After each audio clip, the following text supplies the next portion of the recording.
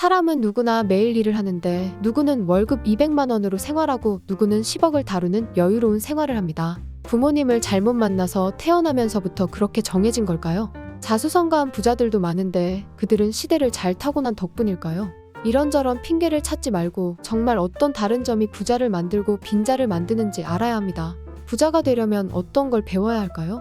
부자의 그릇의 저자 이즈미 마사토님은 일본 최고의 경제금융 교육 전문가로 돈과 경제교육을 위한 파이낸셜 아카데미를 설립했고 지금까지 배출된 수강생만 25만 명이 넘는다고 합니다. 부자의 그릇은 저자의 사업 실패 경험을 바탕으로 한 읽기 쉬운 소설 형식의 책으로 한 젊은 사업가와 부자 노인의 이야기를 통해 돈을 다루는 능력을 키우는 법, 내 안에 부자의 그릇을 키우는 법을 알려줍니다.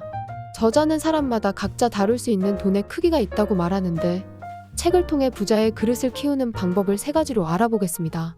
첫째, 무지와 잘못을 인정하자.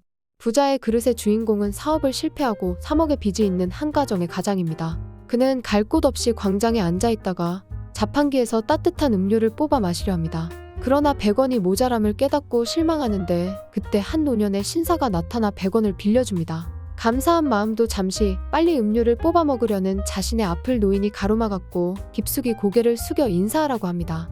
화가 막 끓어올랐지만 억지로 참고 감사 인사를 하고 고개를 드는데 자판기의 버튼이 나뉘어 있음을 발견합니다. 노인은 섣불리 움직이는 주인공에게 따뜻한 음료 버튼과 차가운 음료 버튼이 나뉘어 있음을 깨닫게 해준 것입니다. 여기서부터 노인과의 대화가 시작됩니다. 노인은 자신을 조커라고 소개했고 주인공에게 100원을 갚을 땐 120원으로 돌려달라고 말합니다. 주인공은 제기하기만 하면 120원뿐 아니라 1000만 원으로 돌려드린다고 장담합니다. 조커는 은행의 금리로 따지면 20%의 금리를 붙인 건데 이게 괜찮은 거냐고 말하며 적은 돈이라고 우습게 여긴 점과 충동적이고 섣부른 판단을 꼬집습니다. 사람은 돈이 있으면 쓰고 싶어 합니다. 인간이 돈 때문에 저지르는 실수 중 90%는 잘못된 타이밍과 선택으로 일어납니다. 물건을 파는 판매원도 이 점을 이용해 지금이 바로 사야 할 때라고 합니다. 지금이 사야 할 때라는 말은 판매원 입장에서는 고객이 원함으로 지금이 사야 할 때라고 부추기는 것이고 우리는 지금이 시기상 매우 적절한 때라는 착각이 들어 구매까지 이어지게 됩니다. 물건을 고를 때도 마찬가지입니다. 우리는 흔히 여러 상품을 비교해서 제일 괜찮은 것을 골랐다고 말합니다. 하지만 그게 정말 최선이었는지는 다시 살펴봐야 합니다.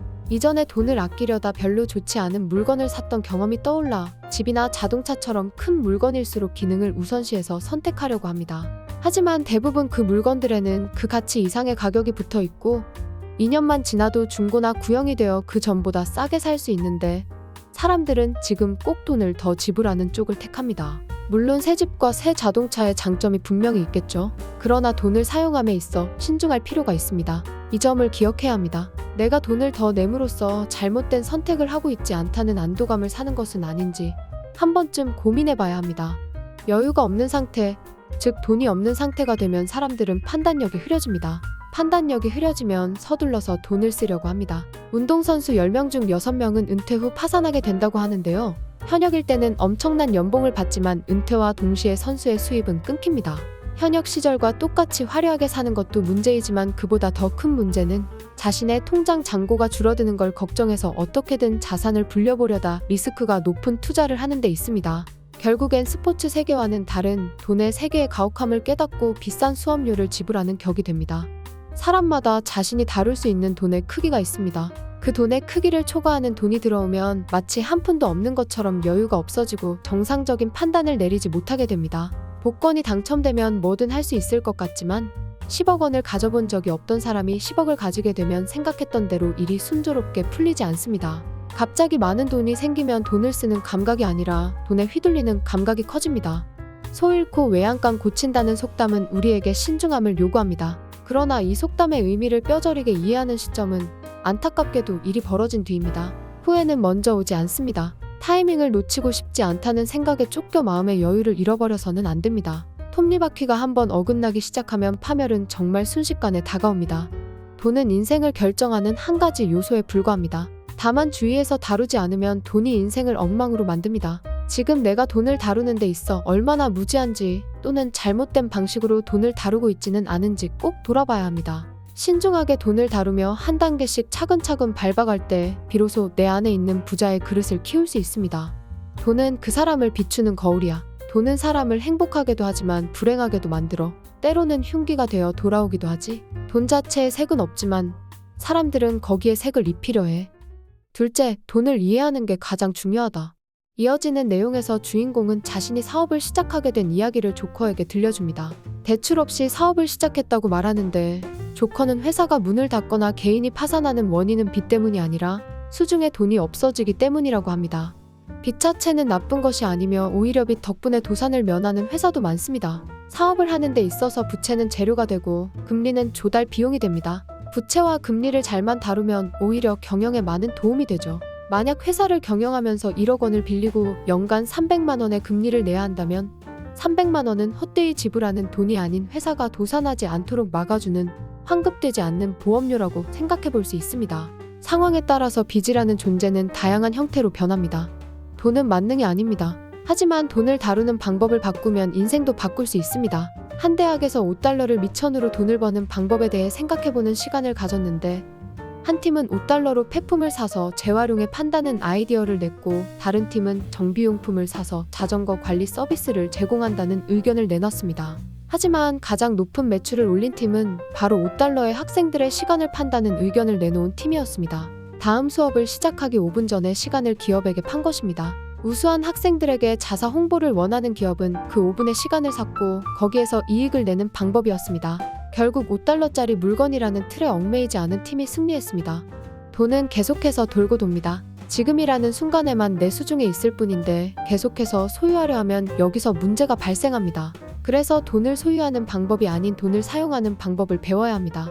부자는 돈을 소유할 수 없다는 걸 알고 있어서 사람이나 물건의 가치에 따라 돈을 사용합니다. 일반 사람들이 돈을 물건으로 바꿔 그걸 소유하려 한다면 부자는 그 물건을 시장에 내놓았을 때 가격이 어떻게 붙을지 교환 가치를 따집니다. 지금은 가격이 낮아도 가치만 있으면 언젠가 가격은 상승하기 마련입니다. 가치를 분별하는 힘은 상대방이나 물건을 신용할 수 있는지를 분별하는 힘입니다. 돈은 곧 신용입니다. 돈은 반드시 내가 아닌 다른 사람이 가져옵니다. 회사나 가게 매니저, 고객, 부모님, 친구 등 그 중에 누군가입니다. 남이 나를 어떻게 보는지, 즉 신용에 따라 내 통장에 찍히는 숫자가 달라집니다. 신용이 생기면 돈이 생깁니다. 부자는 신용의 힘을 알고 있어서 반드시 약속을 지키려고 합니다. 신용은 커다란 돈을 낳고 그 사람이 가질 수 있는 돈의 크기도 자연히 커집니다. 그러면 또 신용도가 상승하는 커다란 흐름이 생기는 거죠. 돈이란 개인의 사고와 행동의 결과가 그대로 드러난 산물입니다. 저금을 많이 하는 사람은 자기관리 능력이 높다고 볼 수 있고 높은 수익을 얻는 사람은 오랫동안 실력을 갈고 닦으며 열심히 노력해왔다는 걸 알 수 있습니다. 부자의 그릇을 키우기 위해서 먼저 우리가 돈과 어울리는 방식을 돌아보기를 바랍니다. 매일의 사고가 행동으로 나타나고 행동이 신용을 만들며 이 신용이 돈을 가져다 줍니다. 신용이 가져온 그 돈은 인생의 선택지를 늘려줍니다. 돈에 대한 바른 지식이 인생을 여유롭게 만들어줄 것입니다. 누구나 평생 함께 어울리는 돈. 돈에 대한 지식을 올바르게 깨치는 것이 우리 인생을 여유롭게 만들어줄 뿐 아니라 더 나은 인격을 만들어준다. 셋째, 돈의 지배에서 벗어나 그릇을 키우자. 조커는 주인공에게 신용에 대해 설명하면서 부자가 투자를 결정할 때 가장 중요한 것은 신용이고 그 신용을 판단하는 기준은 투자 대상의 지난 경력이라고 말합니다. 사업의 장래성과 반제 능력도 고려하지만 그보다 이전에 어떻게 계획을 세워서 실행하고 결과를 내왔는지를 더 중요하게 생각합니다. 여기서 핵심은 설령 실패한 경험이라도 아무것도 하지 않은 것보다 훨씬 더 좋은 평가를 얻는다는 것입니다. 돈의 지배를 받으면 두려움이 많아져 아무것도 하지 않게 됩니다. 돈이 주인이 되고 돈에 휘둘리는 삶이 되면 부자의 그릇을 키울 수 없습니다. 돈의 지배에서 벗어나려면 결단을 내려야 합니다. 부자는 돈이 줄어드는 것보다 돈이 늘지 않는 것을 두려워합니다. 성공한 사람들이 하는 말이 있죠. 무조건 해라. 좋아하는 걸 해라. 인생은 영원하지 않습니다. 그리고 인생에서 행운이란 건 손에 꼽을 정도로만 찾아옵니다. 따라서 한정된 기회를 내 것으로 만들려면 배트를 많이 휘둘러야 합니다. 배트를 휘두르다 보면 크게 헛스윙할 때도 있을 것입니다. 대부분의 사람들은 바로 이 헛스윙이 무서워서 가만히 있습니다. 하지만 부자는 배트를 많이 휘둘러야 볼을 맞힐 수 있다는 걸 알고 있습니다. 배트를 휘두르면 경험이 되고 경험 속에 홈런을 치는 방법을 익히게 되어 마침내 기회를 만나 홈런을 날립니다. 도전을 해야 실패도 하고 빨리 도전해야 실패를 만회할 기회도 얻습니다. 도전이 늦어지면 시간이라는 제약을 만나 실패를 만회할 기회가 적어집니다. 지금 우리에게는 실패할 권리가 있습니다. 그러니 경험하기를 두려워하지 맙시다. 세상에 절대라는 건 없습니다. 누구나 운이 없으면 성공하지 못하고 아무리 완벽한 계획을 세워도 실패하기 마련입니다. 하지만 언제까지나 운이 나쁜 사람은 없습니다. 그러니 빨리 도전하고 그 도전을 멈추지 말기를 바랍니다.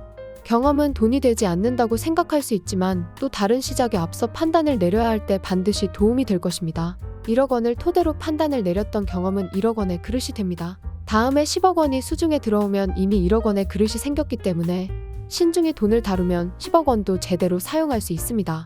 1억 원을 다뤄본 경험은 무엇과도 바꾸기 어려운 귀중한 재산입니다.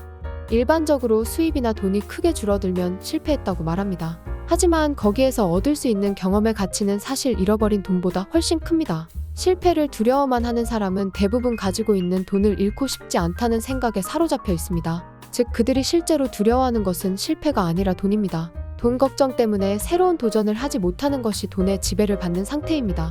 자신의 상태를 돌아보고 부자의 그릇을 키우기로 결단합시다. 실패란 결단을 내린 사람만 얻을 수 있습니다. 두려움 너머에 있는 성공을 만나 넉넉하고 여유 있는 부자의 그릇이 됩시다.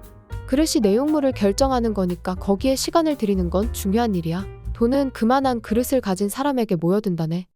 책의 마지막에는 조커가 병원에 입원했을 때 주인공의 딸을 만난 이야기를 하면서 사업으로 바쁜 아빠를 만나지 못해 슬퍼하는 소녀의 소원을 들어주려고 주인공을 찾아온 것과 조커의 회사에 자리를 마련해줌으로 주인공이 재기할 수 있게 도와주는 내용이 나옵니다. 주인공은 이것이 결코 해피엔딩이 아니며 이제부터 진짜 시작이라고 말합니다.